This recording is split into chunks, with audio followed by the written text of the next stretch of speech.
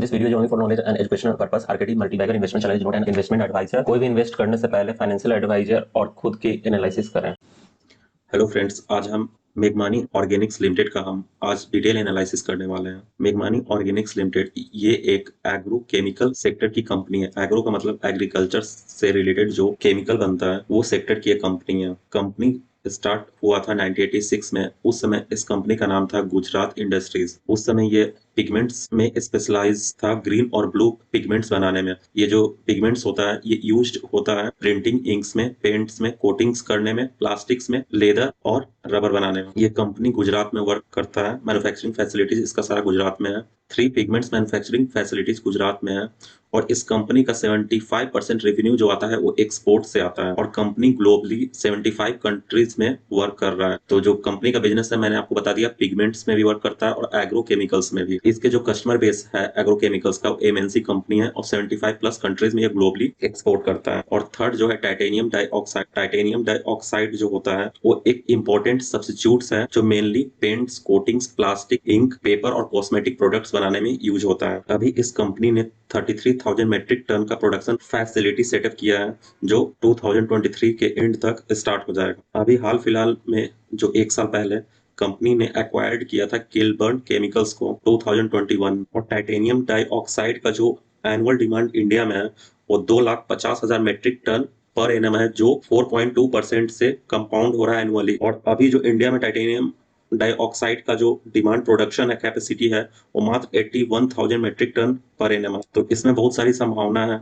आप जानते होंगे कि इंडिया में जो एग्रो केमिकल्स है, जो फर्टिलाइजर्स ये सब होता है, वो रशिया से इंपोर्ट होता है। इंडियन गवर्नमेंट भी सपोर्ट कर रहा है कि एग्रो केमिकल्स का इसका जो बिजनेस है उसे कम इंडियन गवर्नमेंट का भी साथ मिल रहा है आत्मनिर्भर भारत बनने के लिए। अभी प्रेजेंट में चर्चा में मेघमानी ऑर्गेनिक्स का डिटेल एनालिसिस हम इसलिए भी कर रहे हैं क्योंकि आज इसका क्वार्टरली रिजल्ट्स आया है। तो क्वार्टरली रिजल्ट्स तो डाउन हुआ है, लेकिन इसका फ्यूचर प्रोस्पेक्ट्स क्या है हम फंडामेंटली और टेक्निकल दोनों एनालिसिस करेंगे। इस कंपनी के जो लीडरशिप और मैनेजमेंट जो फाउंडर है वो एग्जीक्यूटिव चेयरमैन जो है वो मिस्टर जयंती पटेल हैं। उन्हें 47 इयर्स का एक्सपीरियंस है और इन्हें इंडिया के बाहर ओवरसीज इंटरनेशनल मार्केटिंग का एक्सपीरियंस है। और इन्होंने बैचलर ऑफ इंजीनियरिंग किया है केमिकल में। इनके जो दूसरे मैनेजिंग डायरेक्टर हैं मिस्टर आशीष सोपारकर, इनके पास 46 इयर्स का एक्सपीरियंस है और कॉर्पोरेट अफेयर्स और फाइनेंस में एक्सपीरियंस है। और इन्होंने भी bachelor of engineering chemical engineering से किया है। मिस्टर रमेश पटेल जो एग्जीक्यूटिव डायरेक्टर है, इन्हें 44 इयर्स का एक्सपीरियंस है।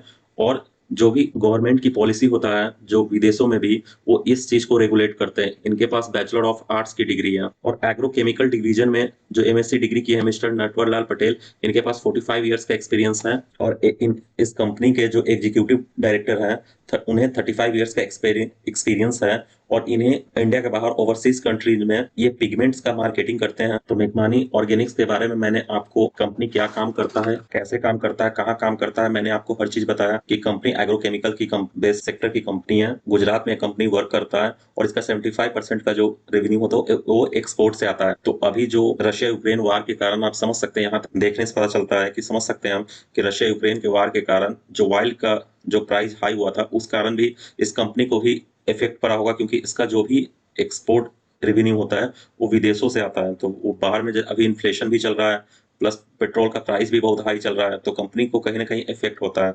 तो हम अभी इसका फंडामेंटल एनालिसिस करते हैं, कंपनी क्या प्रॉफिट किया नहीं किया हम उसके बारे में जानते हैं। तो चलिए मेघमानी ऑर्गेनिक्स का हम फंडामेंटल एनालिसिस करते हैं, फाइनेंशियल ही देखते हैं। तो यहाँ पर स्क्रीनर पर हम सर्च करेंगे मेघमानी ऑर्गेनिक्स।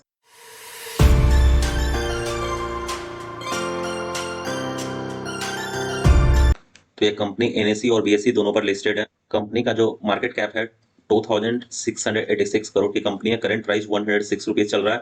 52 वीक हाई और लो 152 रुपीज और 88.5 रुपीज है। स्टॉक का पीई 10 से नीचे 9.40, तो कंपनी अभी अंडर वैल्यू है। बुक वैल्यू 63 रुपीज है। डिविडेंड ये कंपनी 1.33% देता है। 1 रुपए की फेस वैल्यू है। आरओसीई 10 के ऊपर है। आरओसीई और आरओई 20% के ऊपर है। 10% के ऊपर में होना चाहिए, तो ये 20% के ऊपर में तो बेस्ट है। प्रोमोटर्स के पास होल्डिंग 49.4% है। कोई भी जो होल्डिंग है वो प्लेज नहीं है प्रोमोटर्स का। मैं हमेशा बताता हूँ कैपिटल एम्प्लॉयड जो होता है सेल्स से कम होना चाहिए, तो यहाँ से भी ये सही है। कंपनी के पास डेप्ट 665 करोड़ का है और रिजर्व 1580 करोड़ का पड़ा हुआ है। अगर पीई से भी कंपैरिजन कीजिएगा तो इस लाइन में अगर आप देखें इस कंपनी का, तो सबसे कम पीई मेघमानी ऑर्गेनिक्स का ही है और ये कम वैल्यू में भी मिल रहा है। क्वार्टरली रिजल्ट्स भी हम देख लेते हैं। दिसंबर 2022 का आज इसका मेघमानी ऑर्गेनिक्स का क्वार्टरली रिजल्ट्स आया है। तो हम ईयर वाइज भी अगर कंपैरिजन करते हैं तो 640 करोड़ था दिसंबर 2021 में, और दिसंबर 2022 में 549 करोड़ है। तो सेल्स में डिक्लाइन हुआ है, तो प्रॉफिट भी डिक्लाइन होगा। तो नेट प्रॉफिट हम देखते हैं दिसंबर का तो 68 करोड़ था, और यहाँ पर 8 करोड़ है। और लास्ट 4 क्वार्टर से भी अगर देखिएगा 1 2 3 4, तो लास्ट 4 क्वार्टर में अभी तक का सबसे कम प्रॉफिट हुआ है। तो ये प्रॉफिट कम होने का ये भी एक रीजन है कि रशिया यूक्रेन वार के कारण जो इन्फ्लेशन हुआ है, ऑयल के प्राइस हाई हुए हैं, और इस कंपनी का जो 75% रेवेन्यू है वो विदेशों से आता है। और फॉरेन कंट्रीज में अभी इन्फ्लेशन चल रहा है, मंदी का दौर आ रहा है 2023 में, लेकिन कंपनी अभी इन्वेस्टमेंट कर रहा है। अर्निंग पर शेयर भी आप देखिएगा तो 4 रुपीज था, और यहाँ पर लास्ट 2 क्वार्टर में 2 रुपीज कम हुआ था, और यहाँ 33 पैसे हैं। तो आप यहाँ से आप देख लीजिए कि प्रॉफिट जब डिक्लाइन होता है तो शेयर प्राइस भी जो होता है उसमें भी गिरावट देखने को मिलेगा। तो मंडे को जो मार्केट ओपन होगा तो उसमें भी आप देखिएगा इसका असर देखने को मिलेगा। प्रॉफिट एंड लॉस में भी आप देखते हैं तो सेल्स मार्च 2020 में 700 करोड़ था, मार्च 2021 में डबल हो चुका है, और मार्च 2022 में भी इंक्रीज हुआ है। लेकिन अभी जो क्वार्टर रिजल्ट्स जो लास्ट 2 क्वार्टर से ये रिजल्ट कम आ रहा है, जो प्रॉफिट में डिक्लाइन हो रहा है, तो मार्च 2023 में भी इसके प्रॉफिट में डिक्लाइन देखने को मिलेगा। क्वार्टरली रिजल्ट से हम देख चुके, बैलेंस शीट देखते हैं। बैलेंस शीट कोई भी कंपनी जो स्ट्रॉन्ग फंडामेंटल कंपनी होती है, जो अच्छी कंपनी होती है, उसका बैलेंस शीट बिल्कुल क्लीन होता है। तो देखिए कितना क्लीन है। शेयर कैपिटल 25 करोड़ है, कंपनी का रिजर्व्स लगातार बढ़ रहा है 1441 करोड़ 1580 करोड़। कंपनी का जो बोरोइंग है वो इंक्रीज हो रहा है। तो देखिए यहाँ पर 665 करोड़ था। कंपनी को लोन लेने का, बोरोइंग लेने का क्यों जरूरत पड़ा? तो कंपनी का इन्वेस्टमेंट हम देखते हैं, तो कंपनी का इन्वेस्टमेंट देखिए 211 करोड़ से 230 करोड़ इन्वेस्टमेंट इंक्रीज हुआ है। और करंट वर्किंग इन प्रोग्रेस जो ये इन्वेस्टमेंट है, जो अभी वर्क चल रहा है इस पर, अब देखिए लगातार इंक्रीज हो रहा है। 188 करोड़ का हुआ था, अभी 429 करोड़ हुआ। ये 429 करोड़ से जो रेवेन्यू जनरेट होगा तो प्रॉफिट में भी देखने को मिलेगा। जब प्रॉफिट इंक्रीज होगा तो शेयर प्राइस में भी देखने को मिलेगा। तो कंपनी का जो ये करंट वर्किंग इन प्रोग्रेस और इन्वेस्टमेंट है, यहाँ से क्वार्टर्स में देखने को मिलेगा 2-3 क्वार्टर के बाद। शेयर होल्डिंग पैटर्न भी अगर आप देखते हैं तो जून 2022 में था 49.29%, और अभी सितंबर में इसका प्रोमोटर्स ने अपना होल्डिंग इंक्रीज किया, अभी ये कांस्टेंट है। तो अभी तो प्रॉफिट में डिक्लाइन हुआ है, प्रोमोटर्स जानते हैं कि उतना सेल नहीं हुआ, लेकिन कंपनी को के प्रोमोटर्स को अपने कंपनी पर भरोसा है कि जो इन्वेस्टमेंट वो कर रहे हैं इससे नियर फ्यूचर में रेवेन्यू जनरेट होगा, और प्रॉफिट भी देखने को मिलेगा रेवेन्यू में। एफआई ने अपना जो होल्डिंग है वो डिक्रीज किया है, डीआई ने देखिए इंक्रीज किया है, 0.08 से 0.34 किया है। पब्लिक का होल्डिंग कम हुआ है। जो भी डीआई का होल्डिंग में इंक्रीज देखने को मिल रहा है तो पब्लिक ने सेल किया है। पिछला क्वार्टर भी कम रिजल्ट आया था, उसका रिजल्ट में गिरावट था इसलिए। तो फाइनेंशियल एनालिसिस से हमें देखने को मिला कि कंपनी ठीक है, स्ट्रॉन्ग फंडामेंटल कंपनी है। थोड़ा टाइम चाहिए, 2-3 क्वार्टर का अभी इन्वेस्टमेंट चल रहा है इस कंपनी का। अब हम इसका टेक्निकल एनालिसिस करते हैं। तो कंपनी का टेक्निकल एनालिसिस देखने के लिए हम ट्रेडिंग व्यू ओपन करेंगे। मेकमानी ऑर्गेनिक्स का मैंने डेली चार्ट ओपन कर रखा है, और इसका 110 रुपीज का जो सपोर्ट था वो भी ब्रेक हो चुका है, और यहाँ पर गिरावट देखने को मिल रहा है। ये जो बेस्ट टाइम जो है इस कंपनी का जो एक्यूमुलेट करने का है वो 93 टू 96 रुपीज के बीच में आप कर सकते हैं एक्यूमुलेट, और डबल कंफर्मेशन के साथ कभी भी बाई करना चाहिए। अभी देखिए एमएसीडी सिग्नल पे यहाँ पर सेल सिग्नल आ चुका था एमएसीडी पर, और यहाँ से जो गिरा है प्राइस देखिए डायरेक्ट ये नीचे नहीं गिरा है, गिरेगा। देखिए पहले ये नीचे गिरेगा, अगर ये हायर हाई है तो ये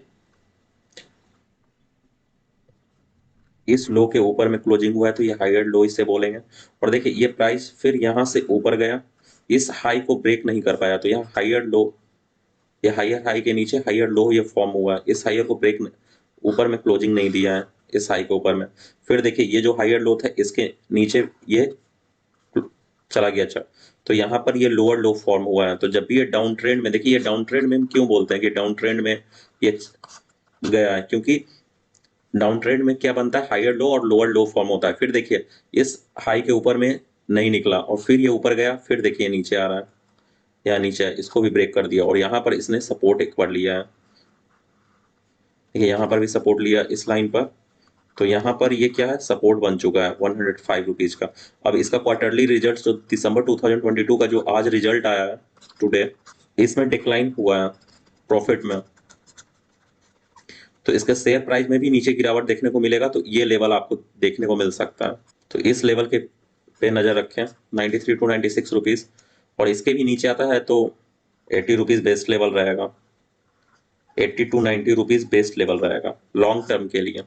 तो पहला तो शॉर्ट टर्म टारगेट अगर ये क्वार्टरली जो इन्वेस्टमेंट कंपनी का हो रहा है, तो जो पहला टारगेट होने वाला है वो 110, फिर 125 रुपीज, और फिर 140 रुपीज का ये टारगेट रहेगा। अभी इन्वेस्टमेंट चल रहा है कंपनी का, एग्रो बेस्ड कंपनी है, केमिकल सेक्टर का। तो मैंने आपको बता दिया, जब भी ये डबल कंफर्मेशन आपको करना होगा बाई करने के लिए, तो सबसे पहले आप बोलिंगर बैंड्स को लगाएंगे। अब बोलिंगर बैंड्स देखिए, अब ये अपर बोलिंगर बैंड्स को ब्रेक नहीं कर रहा है। जब भी अपर बोलिंगर बैंड्स को ब्रेक करेगा, मान लीजिए इस लेवल पर कभी भी ये अपर, ये जो ब्लैक है इसे अपर बोलिंगर बैंड्स बोलते हैं, तो इसके ऊपर में ग्रीन कैंडल का ब्रेकआउट आना चाहिए, इसके ऊपर में क्लोजिंग होना चाहिए, और उसका जो भी हाई होगा ग्रीन कैंडल के, उसके ऊपर में अगले दिन का क्लोजिंग होना चाहिए, तो कंफर्मेशन होता है। अब ये नीचे गिरता जा रहा है। तो मैंने आपको फुल डिटेल एनालिसिस बता दिया कैसे बाई करना है मेगमानी ऑर्गेनिक्स शेयर को, और कौन सा लेवल बेस्ड रहेगा, और शॉर्ट टर्म का टारगेट क्या रहेगा। तो ऐसा ही पढ़ते रहें, सीखते रहें, फिर मिलते हैं नए वीडियो में।